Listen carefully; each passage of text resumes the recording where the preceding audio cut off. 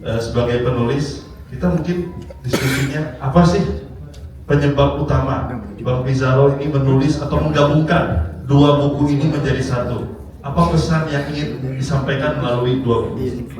Oke, baik, terima kasih Mas Sultan dan teman-teman semua. Bismillahirrahmanirrahim. Assalamualaikum warahmatullahi wabarakatuh. Ya, pertama kami mengucapkan terima kasih ya kepada pertama Mbak Wanda Hamidah, ini baru dari Al-Aqsa nih, Mbak Wanda ini luar biasa sekali, baru pulang dari Al-Aqsa, ya kita close dulu. Ya. Lalu kemudian ini Bang Eka Anas, ini teman kami juga, kemudian kemarin saya ikut aksi Kamisan, ikuti sama Bang Eka Anas ya, karena kita sama-sama peduli human right ya, Mbak Wanda ya, seperti itu. Dan teman-teman NGO, ini banyak sekali NGO sini, terima kasih sekali ya, ini ada Darut Tauhid Peduli, ada NPC, ada Qudwa Institute, ada Mercy, kemudian ada KPA, ada Adarat, dan lain sebagainya yang tidak bisa saya sebutkan satu-satu, dan juga Spirit of Aqsa, ini Ustadz Ridwan tadi ngeles aja, padahal dia tuh guru kita, ya, dia tuh alumni LIPIA kan, saya alumni UIN, jadi makomnya sebenarnya lebih tinggi dia, seperti itu. Baik, motivasi bikin buku ini jujur aja, ya, pertama ini sebenarnya saya pernah bikin tahun 2024, judul bukunya judulnya Hamas Superpower Baru Dunia Islam. Dan alhamdulillah waktu itu diberikan kata pengantar oleh Dr. Bashir Naim, juru bicara gerakan HMI, ya, gerakan para pejuang. Menariknya di situ, Dr. Bashir Naim itu ada satu kalimat itu betul-betul yang menampar saya, yang betul-betul mengingatkan saya dan kayak nyentak gitu ya. Apa itu? Di satu paragraf beliau mengatakan Tufan Al-Aqsa ialah operasi untuk meruntuhkan mitos tak terkalahkan antara penjajah. Nah, jadi Dr. Bashir Naim, ya, ini temannya Dr. Ayat, ya, seperti itu menulis dalam kata pengantar buku saya, yang saya dapat kata pengantar itu baru 3 bulan baru turun tuh, karena emang saya jahil Bu ya, ini lagi perang, kemudian saya minta kata pengantar, tapi beliau ternyata respect, ya, kata beliau ini momentum bagus, saya ingin memberikan pesan kepada masyarakat Indonesia. Di situ kemudian saya terinspirasi judul buku ini, ya. Tadinya saya pikir, benar apa nih, perang bisa dimenangkan atau bisa dilalui para pejuang. Ternyata pernyataan Dr. Mas Ibrahim itu betul. Ya, Tufan Al-Aqsa itu upaya meruntuhkan tentara penjajah. Ya, mungkin ada slide ya yang bisa sedikit saya tampilkan. Teman-teman panitia ya, saya sudah menyiapkan slide. Salah satunya ialah yang lagi rame ini adalah tingkat unalive atau tingkat bunuh diri tentara penjajah Israel. Ya. Tahun 2025 ya, sebelum setelah awal 2026 ini, itu Haaretz ya, media kritisnya Israel. Haaretz itu temponya Israel lah, kayak gitu ya. Dia mengatakan menarik, tahun 2025 itu tahun tertinggi tentara Israel itu melakukan bunuh diri. Ya, tahun 2025, sepanjang 15 tahun terakhir. Logika kita kan sebenarnya mereka ini udah tentara yang hebat, ada hal yang mungkin dan meruntuhkan mitos tentara yang tak terkalahkan. Seperti itu. Ya, ini pernyataan Dr. Bashir Naim seperti itu. Dan menarik ya, banyak analis Israel. Nanti saya sama Surya itu karena bikin podcast, kalau pakai media Arab itu di-ban Mbak Wanda, Bang Eka. Kalau pakai media-media Islam itu di-ban. Maka kita mencoba mencari cara kita pakai media Israel. Tapi justru untuk mengungkapkan kelemahan tentara Israel itu sendiri. Dan itu banyak ternyata, Pak. Ya, itu banyak sekali diungkap sama mereka, tentara yang stres, bunuh diri dan lain sebagainya. Next. Lanjut, terus lanjut lagi, ini karena waktunya. Oke, lanjut. Oke, ya, ini salah satunya ya. Ini ada buku misalkan, ini menarik, itu soal Ivan Argentov ya. Judul bukunya How the Weak Win Wars: The Theory of Asymmetric Conflict. Jadi kalau kita belajar teori militer, kelompok yang dipandang lemah, kelompok yang dipandang itu nanti, itu bisa memenangkan perang. Dan ini terjadi dalam operasi Tufan Al-Aqsa. Para pejuang Gaza yang dianggap itu, bahkan Netanyahu sesumbar kan, ketika terjadi operasi Tufan Al-Aqsa itu perlawanan bangsa Gaza, itu bisa diselesaikan dalam hitungan bulan. Saya masih ingat itu, pernyataan Netanyahu. Tetapi, Oktober 2023 membuktikan fakta sebaliknya. Itu udah bulan November, ternyata bangsa Gaza tetap bertahan, masuk tahun Januari 2025 juga masih bertahan sampai 2026. Ya. 22 tentara Israel tewas pada tahun 2025, tertinggi selama 15 tahun. Padahal kan logikanya kan 2025 itu perang itu udah mulai landai. Ya, ada terjadi gencatan senjata. terjadi dua kali itu, Januari 2025 militer senjata, kemudian Februari 2025 ke Mesir mengirimkan bantuan ke jalur Gaza, lalu nanti Oktober 2025. Tetapi menariknya, walaupun terjadi gencatan senjata, itu tentara Israel justru tinggi tingkat bunuh dirinya. Tinggal 5 menit lagi ya. Nah, kenapa? Kok bisa kayak gitu? Kalau kita bicara kenapa tentara Israel justru melakukan bunuh diri ketika terjadi gencatan senjata, karena itu waktu untuk kontemplasi bagi tentara Israel. Tentara Israel yang tidak berperang, yang kemudian ditarik ke barat, itu kemudian melakukan kontemplasi yang begitu mendalam. Dan banyak sekali data-data mengatakan itu jumlahnya 22 kalau sampai akhir Desember. Ini per Juli dong 16. Kita lihat. Ini saya ambil dari Haaretz, dari media Israel. Tingkat tentara Israel yang bunuh diri. Bahkan next, kalau dari tahun 73 itu jumlahnya mencapai lebih dari 1.200 tentara. Itu pun bukan data resmi. Kemungkinan tentara Israel yang melakukan unalive atau bunuh diri itu tingkatnya lebih tinggi dari data yang dipublis oleh media. Karena tentara Israel ini berbeda nih. Orang tentara bunuh diri di Israel itu lebih aib ketimbang tentara-tentara yang lainnya. Makanya kenapa Israel itu tidak pernah mau mengangkat. Kenapa? Karena kan dia udah dibekali segala macam infrastruktur sampai kemudian bunuh diri. Nah ini kalau kata Haaretz bahkan sampai ini per 2024 ya, banyak kalangan mengatakan jumlahnya bisa jadi 2 kali lipat dari ini. Langsung di sini di buku Runtuhnya Mitos Kehebatan Tentara Israel, yang buku ini saya hadirkan, saya persembahkan sebagai bukti bahwa Gaza walaupun dipandang remeh, lemah, itu harus kita akui itu menjadi kekuatan yang sangat besar hari ini. Dan saya harus mengatakan operasi Tufan Al-Aqsa para pejuang Gaza menyelamatkan muka dunia Islam hari ini yang selama ini diinjak-injak oleh Zionis Israel dan tidak berani berbuat. Siapa yang berani melawan Israel? Tetap kekuatan di Gaza yang hanya setengah Jakarta berani tampil untuk menyelamatkan dunia Islam karena mereka berperang untuk Al-Aqsa, bukan untuk mereka, untuk kiblat kita semua. Itulah pesan yang saya bisa sampaikan di buku ini. Terima kasih. Wassalamualaikum warahmatullahi wabarakatuh. Terima kasih sudah menyempatkan hadir di acara kita di siang hari ini. Bang Eka kan dekat banget sama para pemuda, dekat banget sama anak-anak indie lah, anak-anak skena lah kalau sekarang bilangnya ya. Sekarang ini juga kalau kita lihat di media sosial, anak-anak pemuda mulai melek nih, karena Bang Eka juga pegiat HAM. Kita ucapkan selamat datang kepada Bang Erlangga Gresinov, tepuk tangannya Bang Erlangga. Dia adalah founder gerakan Julid Fisabilillah. Alhamdulillah sudah hadir. Kembali lagi Bang Eka, buku ini yang ditulis sama Bung Pizarro juga memperkenalkan nih ikon-ikon pejuang hak asasi manusia yang ada di Palestina. Nah, seberapa pentingnya sih buku ini untuk teman-teman anak-anak muda, anak skena untuk mengenal para pejuang-pejuang Palestina yang ingin memerdekakan negerinya sendiri. Itu Bang Eka. Oke, terima kasih Mas. Bismillahirrahmanirrahim. Assalamualaikum warahmatullahi wabarakatuh. Waalaikumsalam. Aku mencoba menjawab kalau dari sisi demografi teman-teman muda gitu ya, terutama sikapnya dan approach-nya terhadap konteks Palestina dan Israel ini.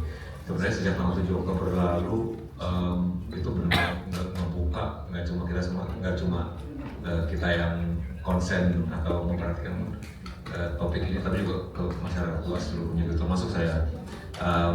Aku tuh sebenarnya ke konteks Palestina ini cuma mungkin di permukaan aja sebelum tanggal 7 Oktober 2023 itu pun aku tahunya dari apa yang ngajarin, lalu dari jujur aku malah terekspos itu dari isu-isu dibawa oleh band-band rock dari Inggris yang aku tahu tuh. Mereka tiap malam tuh selalu menyuarakan tentang Palestina.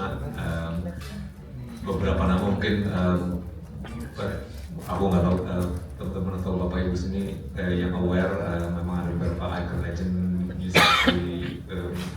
musik rock, Roger Waters dari Pink Floyd yang aku tahu selalu menyuarakan itu. Dan dari situ aku belajar gitu.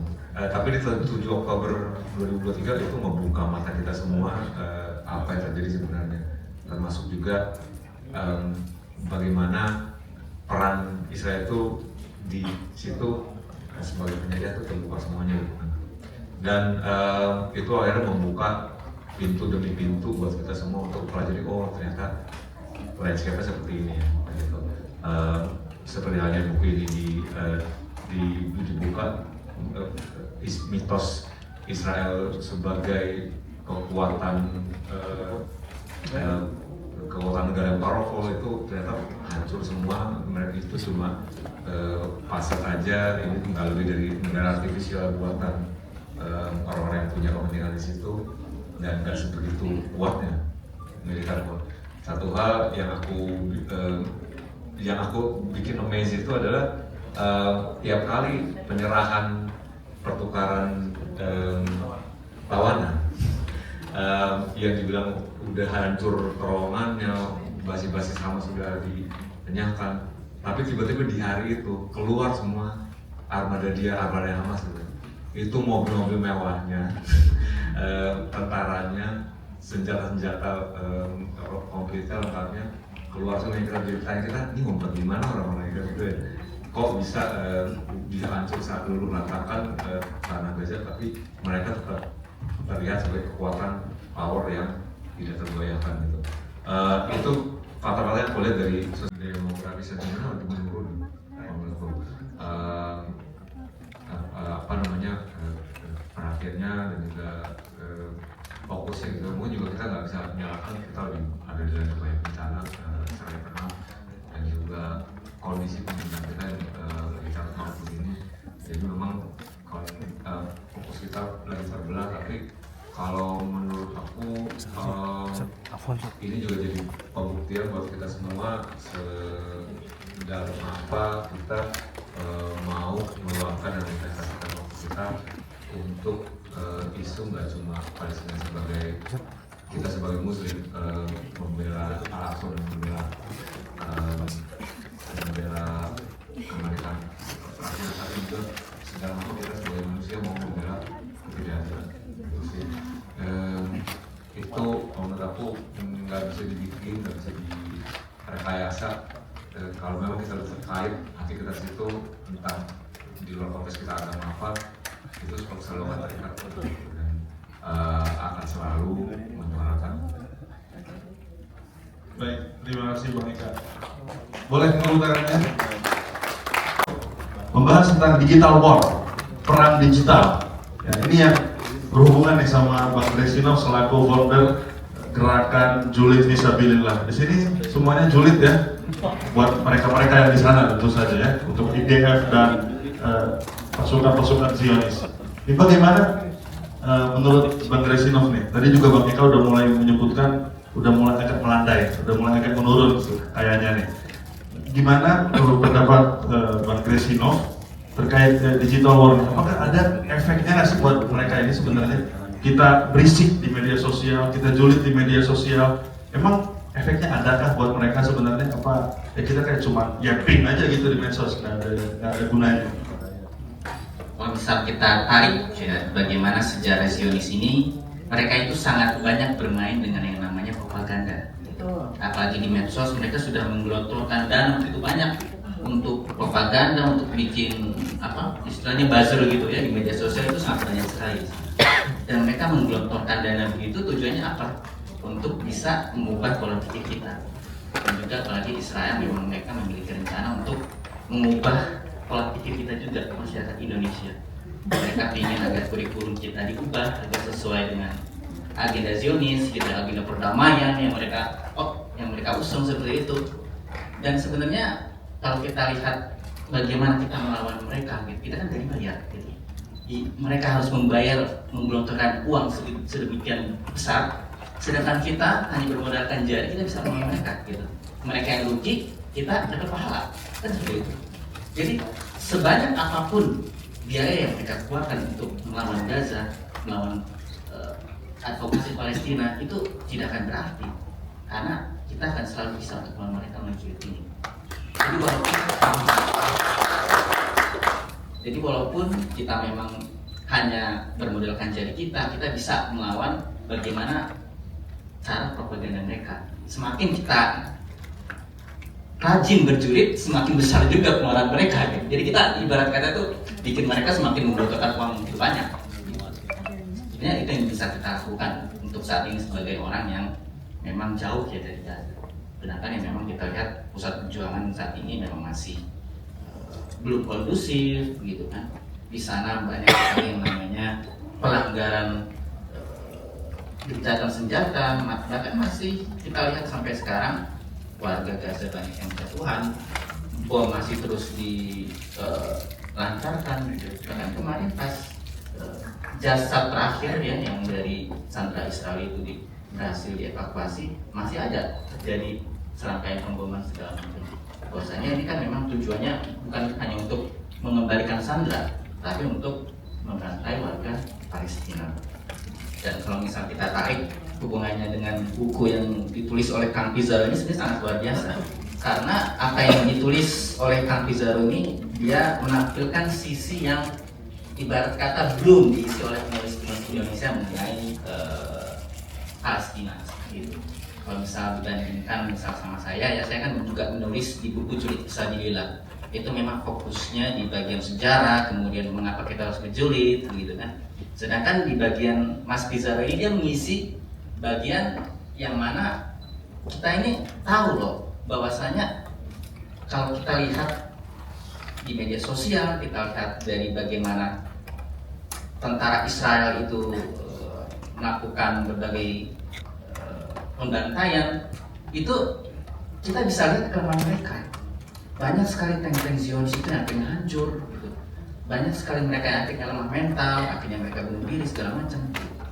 Ini menandakan bahwa yang mereka alami ini sebenarnya begitu besar gitu. Ikut Global Summit ya, meskipun nggak sampai ke Gaza, tapi beliau pasti merasakan bagaimana haibahnya di sana, bagaimana di sana effortnya untuk berusaha menerobos ke Gaza meskipun belum ditakdirkan oleh Allah Subhanahu Wa Taala. Dan beliau baru pulang juga ya, Bawanda ya, dari Al-Aqsa. Mungkin bisa langsung diceritakan di lapangan ya. Di lapangan mungkin di Al-Aqsa bisa melihat bagaimana anak-anak Palestina kayak gimana, warga Palestina kayak gimana, dan ini hasil dari didikan para tokoh-tokoh perjuangan Palestina. Bawanda.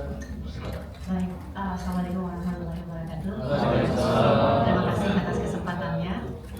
Jadi saya hanya ingin mengkonfirmasi bahwa runtuhnya mitos kehebatan Israel ini benar, and it's only a myth gitu ya. Ini sebetulnya hanya sebuah mitos, dan Taufanul Al-Aqsa pada saat Oktober 2023 itu menurut saya memang harus dilakukan, dan saya merasa Hamas itu melakukan apa yang harus dilakukan karena selama ini kita mayoritas umat Muslim di dunia tidak lagi memperhatikan Palestina atau Baitul Maqdis secara khusus ya.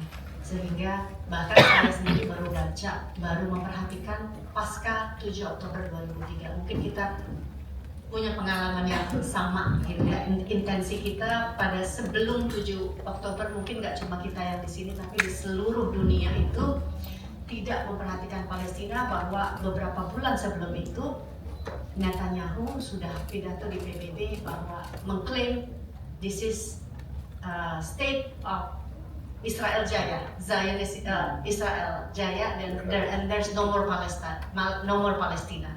Jadi Palestina itu dianggap sudah tidak ada lagi di PBB, di forum dunia. Gitu. Bayangin. Dan kita nggak tahu itu, sebegitu abainya kita, sebegitu lalainya kita, semuanya baru melek ketika 7 Oktober 2023. Jadi menurut saya sekali lagi bahwa Hamas melakukan apa yang harus dilakukan, yaitu membangunkan umat. Gak cuma umat Islam, tapi juga umat lain agama di seluruh dunia. Dan kita lihat sekarang bahwa isu Palestina bukan lagi menjadi milik umat Islam, tapi menjadi milik dunia. Karena kita di global bahkan Global Summit diinisiasi oleh saudara-saudara kita dalam kemanusiaan, Tiago Greta dan teman-temannya yang notabene bukan Muslim tapi punya hati yang besar demi kemanusiaan, for humanity. Kemudian yang kedua, bahwa memang sebelumnya saya juga merasa termakan propaganda gitu ya, kalau melihat aksi-aksi Palestina sebelum 2023 kok sepertinya kanan banget kanan banget, terus kita dicap teroris gitu. Now we all are teroris. Kita semuanya teroris. Kalau kamu sekarang kita bangga jadi teroris, jadi kalau memang kamu menyematkan kata teroris terhadap orang yang membela kemanusiaan, let me be teroris. Dan ini juga nggak terjadi cuma di Indonesia, ini seluruh dunia, di Amerika, di Eropa, di Jerman, di Inggris. Bukan non-muslim, mereka yang turun ke jalan demonstrasi membela kemanusiaan dibilang teroris. Ya nggak apa-apa deh gue jadi teroris, nggak apa-apa deh saya jadi Islam, saya jadi teroris selama saya bisa membela kemanusiaan. Bahkan mereka Yahudi. Iya betul, bahkan mereka Yahudi gitu. Jadi memang kita udah we twist it around gitu, bahwa ya mereka teroris, padahal yang terjadi, makanya biaya propaganda itu luar biasa. Kenapa? Makanya media semua dikuasai oleh Zionis ya, susah untuk media. Tapi ya gini, balik lagi bahwa keterbatasan kita itu, orang yang lahir dari keterbatasan saya rasa akan menjadi jauh lebih kreatif daripada orang-orang yang lahir dengan kemewahan uang yang banyak gitu. Dan ini sebetulnya teraplikasi kalau kita mendidik anak-anak ya, anak-anak yang survival of the fittest dengan segala keterbatasan yang menjadi orang yang sukses gitu. Sementara anak-anak yang lahir dengan segala kemewahannya, apa semuanya ada, akan menjadi rata-rata hampir bisa tidak berhasil gitu ya. Kurang lebih seperti itu. Kemudian saya ingin mengatakan yang kedua, bahwa kalau sekarang, kalau dulu dibilang kita demo bawa bendera Palestina sebelum 2023, kita dicap teroris atau kanan banget, atau ya lo aja ke Palestina gitu, ya lo kenapa demo di sini bawa bendera Palestina, pergi sana ke Gaza. Kalau sekarang kita digituin, ayo ke Gaza. Gitu. Kita nantangin balik, ayo ke Gaza, bawa kita ke Gaza. Itu bawa 100 juta orang Indonesia. Saya rasa kalau dibuka pendaftaran siapa yang mau ke Gaza, 100 juta rakyat Indonesia akan mendaftar ke Gaza.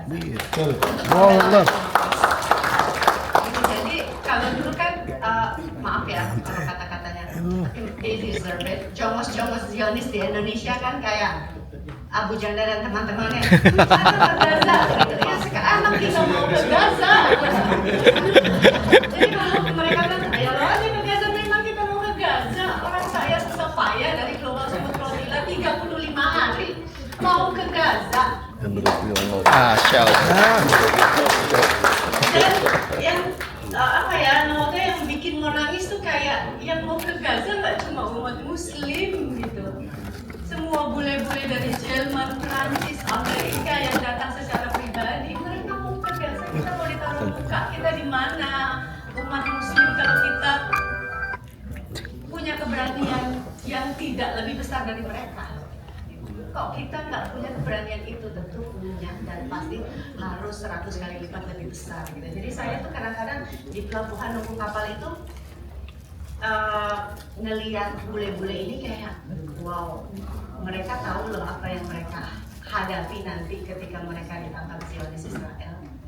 Tapi tetap semangatnya kayak 100 kali lipat. Kita itu yang membuat saya kayak malu nih kalau kita mundur atau kita nggak berani gitu. Ini malu banget. Oke, saya lanjutkan lagi. Kemudian runtuhnya mitos kehebatan. Saya cerita sedikit ketika saya ke Al-Aqsa. Sebetulnya sebelum saya ke Global Support Rodila, 1 hari sebelum saya berangkat, Agustus, saya baru pertama kali ke Al-Aqsa. Jadi kemarin ini saya kedua kali. Ada suasana kebatinan yang berbeda. Ketika pertama kali dia lihat bornya, lihat IDF, dan ini juga sebetulnya ini jadi membuka geopolitik saya gitu, bahwa kemarin-kemarin sebelum Oktober 2023 kayaknya saya bangga kalau saya pergi ke Amerika ya. Ini background saya ya, kok saya bangga kalau saya pergi ke London, ke Milan, ke Paris, ke Italia gitu, atau New York gitu, kayak gua di LA gitu. But now it's totally different gitu. Saya cuma mau ke negara-negara yang pro Palestine. Dan alhamdulillah in the past 3 years saya udah dari saya udah melihat Tunisia, dan saya punya niat mau ke Maroko, ke Algeria, kemudian saya ke Jordania, saya ke dan kemarin terakhir dari Al-Quds on Occupation, ya, saya ke Syria. Jadi banyak negara-negara yang saya merasa kok saya lebih jejak gitu, bahwa negara-negara kolonial yang seperti Eropa Barat dan lain-lain memang terlihat artificial, tapi itu nggak mengasah nurani saya bahwa ini ada negara-negara yang ketika di Tunisia bahagia banget ngelihat seluruh rakyat Tunisia ketika kita bilang kita Global Smooth Flotilla, kita we're going to Gaza, mereka menyambut kita dengan little, dipasangin lagu Palestina, kita dikasih teh atau dikasih kopi secara gratis, mereka semua sampai kita bawa ransel aja mereka let me carry your bag gitu, atau kita sampai mereka memberikan cindera mata, ini kalung buat kamu, ini center, hal-hal kecil yang begitu saya nggak bisa ke Gaza tapi saya bahagia kamu bisa ke Gaza, ini kami titipkan, itu sangat mengharukan gitu. Dan Tunisia adalah salah satu negara yang semuanya korban kolonial ya. Kemudian saya termasuk saya ke Syria dan saya ke Al-Quds on Occupation, dan banyak rakyat atau netizen Indonesia yang belum paham banget geopolitik yang terjadi di Palestina, bahwa ada misalnya ketika saya ke Global Smooth Flotilla, padahal saya baru kembali dari Al-Aqsa, atau saya pernah sebelumnya saya ikut Global Movement to Gaza yang saya dizalimi oleh intel dan polisi Mesir, dan saya baru menyadari bahwa Mesir sefasis ini gitu ya. Saya sampai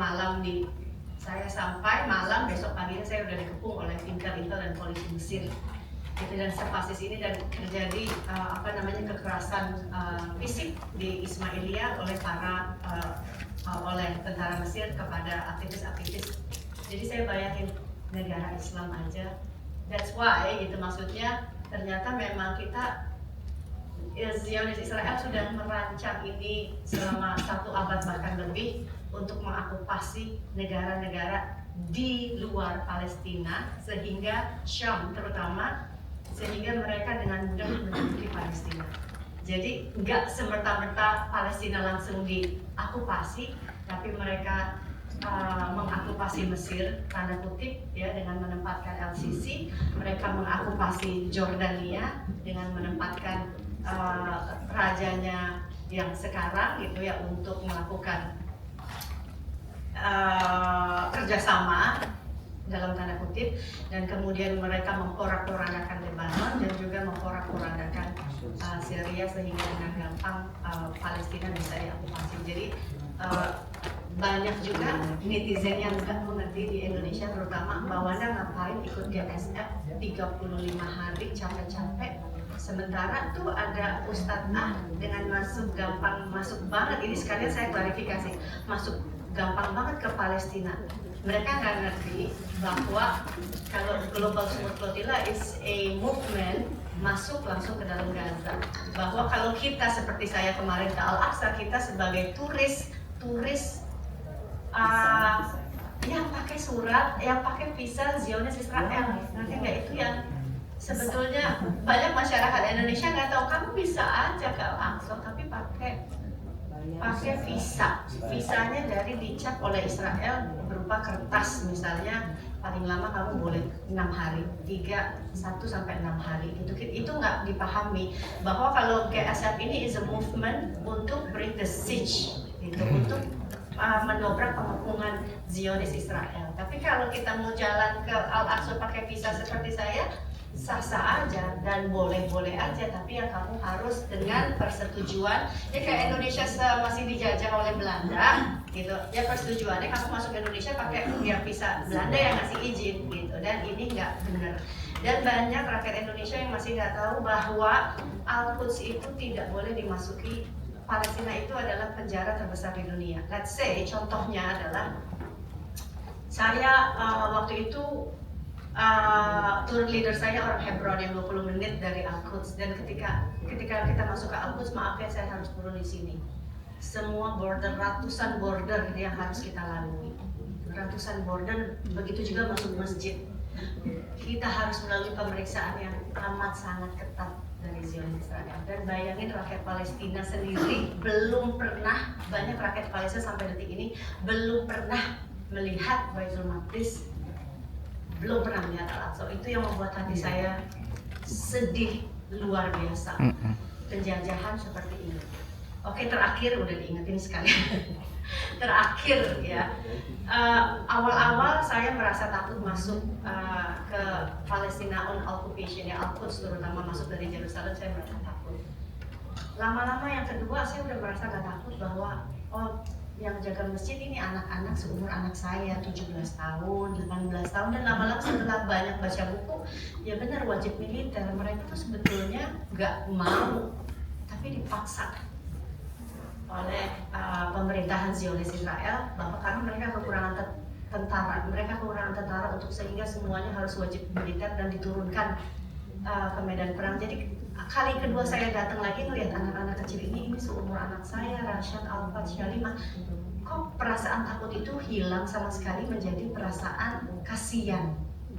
Karena saya yakin seperti yang Abang bilang bahwa mereka nggak mau jadi tentara, dan orang yang punya akal dan hati, kamu disuruh. Kalau kita lihat rezim Israel itu, Zionis Israel, apa hebatnya sih bunuh anak kecil dan bunuh orang tua dan bunuh perempuan yang tidak berdaya, bahkan bunuh laki-laki yang nggak bersenjata. Kalian tahu perlengkapan IDF dan IOF? It's full, from head to toes. Semua perlengkapan dari ujung kaki dan ujung jarinya mereka yang kamu hadapin anak kecil. Apa hebatnya? Buat saya nggak ada kehebatannya sama sekali. Yang kamu hadapin civilian rakyat. Beda kalau it's army to army, itu hal yang berbeda. Tapi yang mereka hadapi, yang mereka bunuh, yang mereka genosida adalah rakyat kecil. Dan saya sepakat bahwa sampai hari ini pejuang kemerdekaan Palestina tidak pernah bisa dikalahkan, dan justru kita dibangunkan oleh mereka. Jadi sekali lagi saya sepakat, dan saya menghadapi sendiri tentara-tentara Israel itu, saya sudah tidak melihat saya sendiri secara pribadi yang bukan tentara aja, saya udah merasa kasihan. Maksudnya yang anak-anak kecil ya, biasanya jaga Masjidil Haram itu anak-anak yang 17 tahun, 18 tahun, dan saking mereka kebutuhan tentaranya banyak yang membasmi, maksudnya mereka ingin menghancurkan Palestina yang tidak hancur-hancur sampai hari ini. Bayangin Gaza itu cuma sekecil apa kalau di analogi di Jakarta Selatan kah atau Jakarta Pusat kah? Nggak hancur-hancur. Jadi mereka dengan persenjataan yang super canggih, dengan dukungan uang yang luar biasa dari Amerika, bahkan dibantu Arab Saudi dan Uni Emirat Arab, dan mungkin tolong dicegah, mungkin dibantu oleh rakyat. Pak Prabowo udah taruh uang belum ya di situ? Kalau belum, tolong banget jangan sampai pajak uang rakyat Indonesia digunakan untuk membunuh rakyat Palestina dan membantu Trump ya, karena saya sangat tidak rela gitu ya membangun real estate di tengah reruntuhan tulang-tulang dan darah rakyat Palestina. Oke, mungkin cukup dari saya. Sekali lagi terima kasih.